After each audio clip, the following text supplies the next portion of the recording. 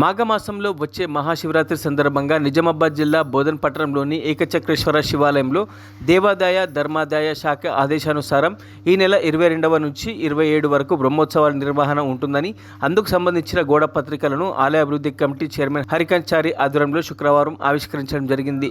ఈ సందర్భంగా ఆలయ చైర్మన్ మాట్లాడుతూ, మహాశివరాత్రి సందర్భంగా ప్రతి సంవత్సరం వలె ఈ నెల 22 నుంచి 27 వరకు మహాశివరాత్రి బ్రహ్మోత్సవాల నిర్వహణ ఉంటుందని, ప్రతిరోజు ఆలయంలో స్వామివారికి ప్రత్యేక పూజలు నిర్వహణ ఉంటుంది. కావున చుట్టుప్రక్కల గ్రామ ప్రజలు ఈ బ్రహ్మోత్సవాలు పాల్గొనాలని తెలిపారు. ఈ కార్యక్రమంలో ఆలయ కార్యనిర్వహణాధికారి రాములు, మున్సిపల్ మాజీ చైర్మన్ శరత్ రెడ్డి, ప్రముఖ నాయకులు దామోదర్ రెడ్డి, మాజీ కౌన్సిల్ సభ్యులు సత్యం, బీడీసీ చైర్మన్ గంగాధర్రావు పట్వారి, కోశాధికారి శ్రీనివాస్, ఆలయ పాలక మండలి సభ్యులు కమల, భూమేష్, లక్ష్మణ్, కవితా, సంజీవ్, ఆలయ ప్రధాన అర్చకులు గణేష్ మహారాజ్, ప్రముఖులు గంగాధరప్ప, గంగారాం, ఆలయ సిబ్బంది సుధాకర్ తదితరులు పాల్గొన్నారు.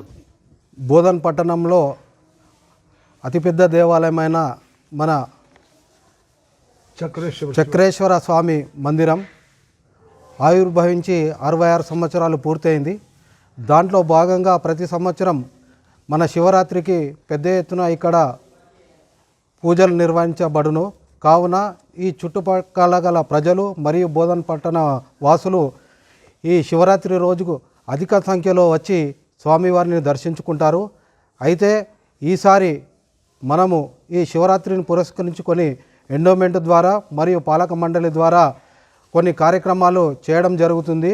దాంట్లో భాగంగా 22వ తారీఖు శనివారం నుండి 25వ తారీఖు వరకు ప్రతిరోజు 8 గంటల నుండి శ్రీ గణపతి పూజ, మహన్య పూర్వక లఘు రుద్రాభిషేకము మరియు హారతి మరియు మంత్రపుష్పము, తీర్థప్రసాదాలు వితరణ బ్రహ్మోత్సవాలు జరపబడును.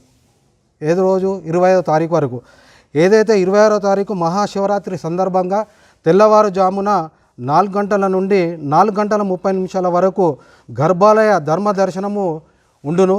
మరియు 4 గంటల 30 నిమిషాల నుండి రాత్రి 7 గంటల వరకు అభిషేకాలు జరపబడును వేద పండితుల ద్వారా. మరియు